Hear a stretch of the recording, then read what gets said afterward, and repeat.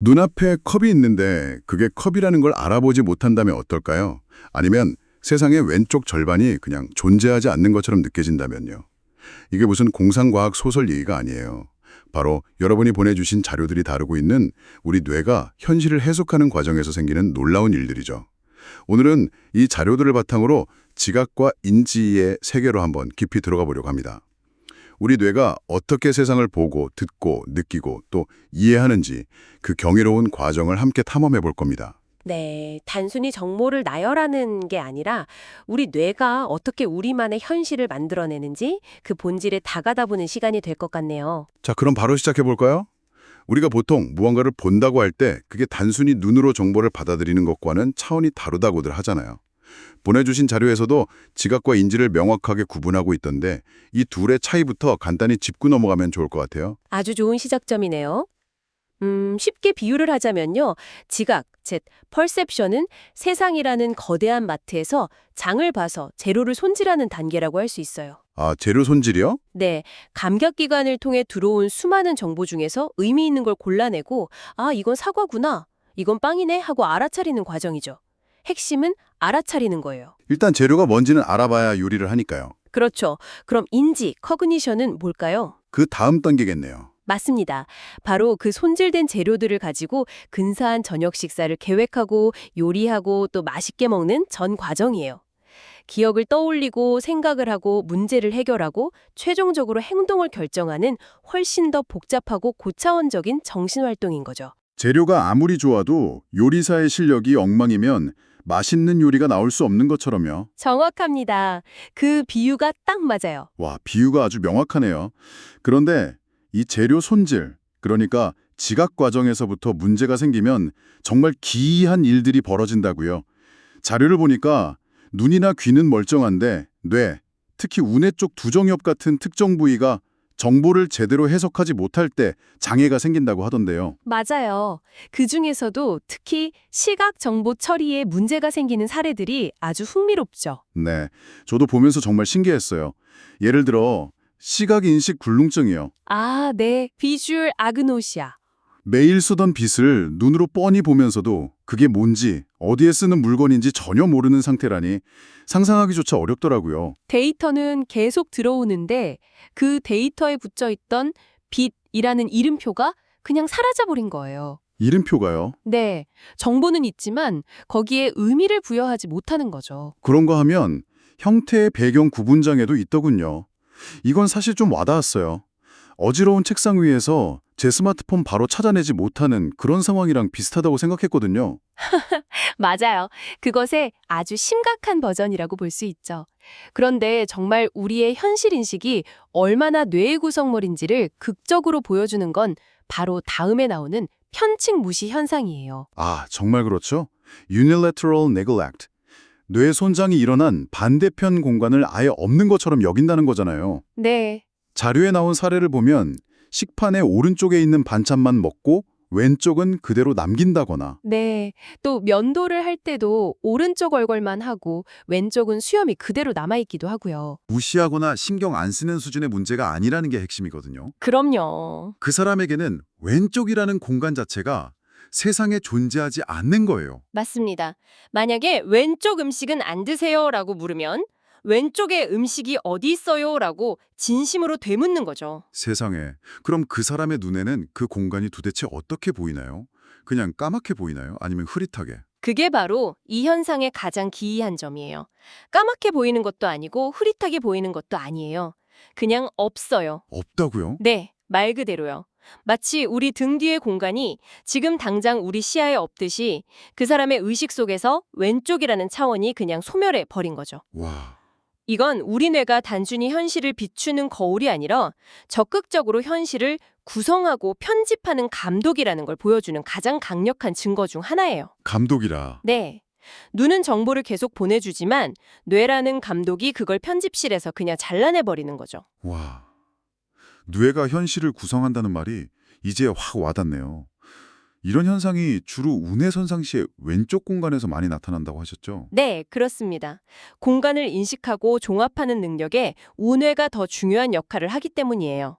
그래서 운에 문제가 생기면 왼쪽 공간 전체가 그 사람의 현실 지도에서 지워져 버리는 경우가 많습니다. 시각뿐만이 아니더라고요.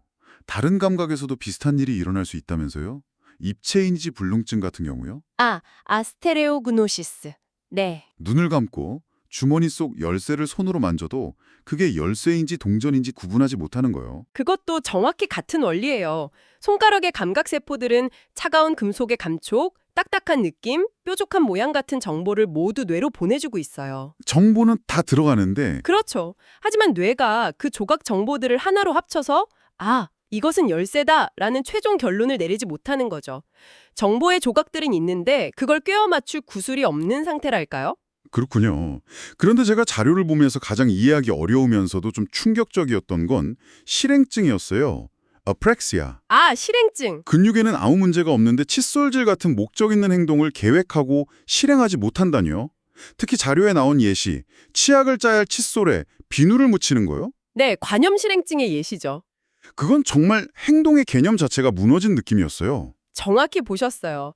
그리고 그 예시가 바로 우리가 지각에서 인지, 특히 실행 기능이라는 더 큰 개념으로 넘어갈 수 있는 완벽한 다리가 되어줘요. 실행 기능이요? 네, 한번 생각해 보세요. 칫솔에 비누를 묻히는 사람은 칫솔도 인식하고 비누도 인식해요. 각각의 사물이 뭔지는 아는 거죠. 지각 자체에는 큰 문제가 없을 수도 있겠네요. 그렇죠. 하지만 이를 닦는다는 목표를 달성하기 위한 일련의 계획, 즉 1. 칫솔을 집는다. 2. 치약 뚜껑을 연다. 3. 치약을 칫솔에 짠다. 4. 입에 넣고 닦는다. 이 순차적인 계획을 세우고 실행하는 능력이 망가진 거예요. 그 순서가 뒤죽박죽이 되는군요. 바로 이 능력을 실행 기능, 우리 뇌의 CEO라고 불러요. CEO요? 계획을 세우고 지시하고 전체 프로젝트를 관리하는 역할 말이군요. 맞습니다. 그러면 지각은 각 부서에서 올라온 보고서 같은 거고 실행 기능은 그 보고서를 보고 최종 결정을 내리는 CEO인 셈이네요. 완벽한 비유예요. CEO가 잘못된 지시를 내리니까 칫솔 부서와 비누 부서가 황당한 협업을 하게 된 거죠. 이처럼 지각과 인지는 아주 긴밀하게 연결되어 있습니다. 그렇다면 이런 복잡한 문제들을 전문가들은 도대체 어떻게 알아내는 건가요? 혹시 세상이 왼쪽이 안 보이시나요? 이렇게 물어볼 수도 없는 노릇이잖아요. 본인은 모를 테니까. 하하, 그렇죠. 그래서 아주 간단하면서도 기발한 평가 도구들이 있어요. 여러분이 보내주신 자료에도 몇 가지 재미있는 예시가 있었죠. 네, 선 2분 검사요. 종이에 선 하나를 긋고 정중앙을 표시해보라고 하는 거예요. Line bisection test. 네, 정말 간단한데 이걸로 편측 무시를 바로 알 수 있다는 게 너무 신기했어요. 그렇죠. 왼쪽을 인식하지 못하는 사람은 당연히 선의 오른쪽 절반 안에서 중심을 찾으려고 하니까 표시가 오른쪽으로 확 쏠리게 되죠. 그 사람의 세상에서는 그 지점이 정말로 중심인 거네요. 맞아요. 그리고 시계 그리기 검사는 한술 더 떠요. CDT. 그냥 동그라미를 그리고 시계 숫자를 써넣어보라고 하는 거요? 네, 이게 단순해 보이지만 공간을 계획하는 능력, 숫자를 순서대로 배열하는 능력, 그리고 편측 무시 여부까지 한 번에 보여주는 아주 강력한 검사예요. 어떻게 그걸 알 수 있죠? 어떤 환자는 숫자 1부터 12까지를 전부 시계의 오른쪽에 몰아서 그리기도 하고요. 정말요? 또 어떤 경우는 아예 7부터 11까지의 숫자를 빼놓고 그리기도 해요. 그 사람의 머릿속 세상의 지도가 어떻게 왜곡되어 있는지를 한눈에 보여주는 거죠. 와, 정말 뇌 속을 들여다보는 창문 같네요. 그런데 이런 책상 위에서 하는 검사 말고 실제 생활에서는 어떻게 평가하는지가 궁금했어요. 자료에 나온 캐서린 버거 스케일이라는 건 좀 달라 보이더라고요. 아주 중요한 포인트를 짚어주셨어요. 실험실 환경에서 선을 잘 긋는 것과 실제 집에서 안전하게 생활하는 건 전혀 다른 문제일 수 있거든요. 그렇겠네요. CBS는 식사하기, 옷 입기, 씻기 같은 10가지 일상활동을 직접 관찰해서 평가해요. 식사할 때 접시에 한쪽만 먹는지, 옷을 입을 때 한쪽 팔을 빼먹는지 등을 직접 보는 거죠. 검사를 위한 검사가 아니군요. 네, 그 사람의 삶의 질과 직결된 문제를 파악하는 데 초점을 맞추고 있어요. 결국 목표는 진단명을 붙이는 게 아니라 그 사람이 다시 일상으로 돌아가도록 돕는 거니까요. 바로 그거예요. 그래서 실행기능 수행검사, EFPT 같은 것도 있어요. 이건 한 단계 더 나아가서 전화하기, 요리하기, 약 챙겨 먹기 같은 실제 과제를 주고 그 과정을 전부 지켜봅니다. 아까 말씀하신 그 CEO가 얼마나 일을 잘하는지 실제 프로젝트를 맡겨보는 거군요. 정확합니다.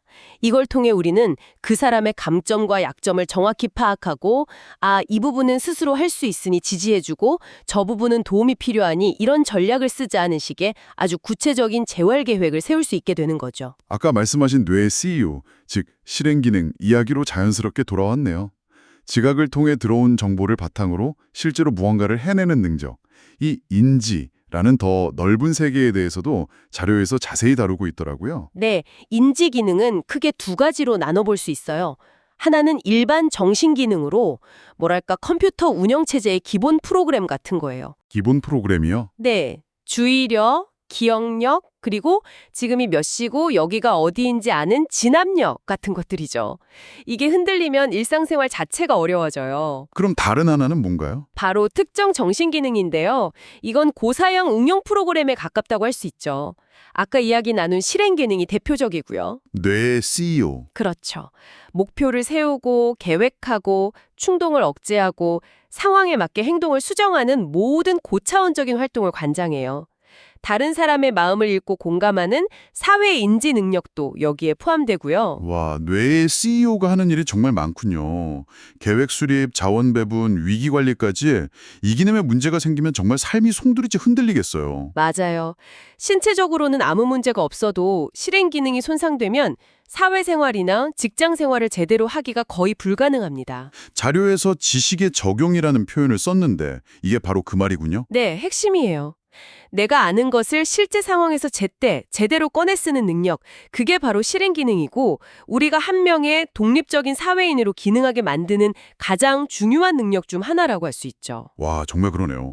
오늘 이야기를 나눠보니까 단순히 감각 정보를 받아들이는 지각에서 시작해서 그 정보를 의미 있게 해석하고 그걸 바탕으로 계획을 세워 행동하는 인지의 과정까지 우리 뇌가 얼마나 복잡하고 경이로운 일을 매 순간 해내고 있는지 새삼 깨닫게 돼요. 네, 세상의 절반이 사라져버리거나 선해진 빛을 알아보지 못하는 사례들은 좀 극단적으로 들릴 수 있지만요.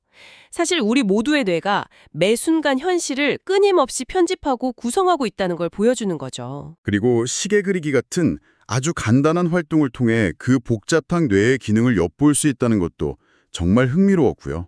이 모든 기능들이 각자 따로 노는 게 아니라 우리를 세상 속에서 살아가게 만드는 하나의 거대한 시스템이라는 점을 기억하는 게 중요해요. 이제 마무리할 시간인데요. 보내주신 자료의 마지막 부분에 정말 곱씹어 볼 만한 개념이 하나 나오더라고요. 질병불인증, 아노소그노시아. 네, 자신의 마비나 장애를 인식하지 못하거나 아예 부정하는 상태라고요. 네. 이게 오늘 나눈 이야기의 정점에 있는 질문을 던져요. 어떤 질문이죠? 여기서 여러분에게 이런 질문을 한번 던져보고 싶어요. 만약 당신의 현실을 만들어내는 바로 그 뇌가 당신의 신체에 대한 명백한 진실조차 스스로 보지 못하도록 막고 있다면 과연 무엇이 진짜 현실일까요? 그리고 그 현실을 인지하지 못하는 나는 과연 누구일까요? 이것은 우리의 자아와 의식이 과연 무엇인지에 대한 아주 깊고 근본적인 질문을 우리에게 남깁니다.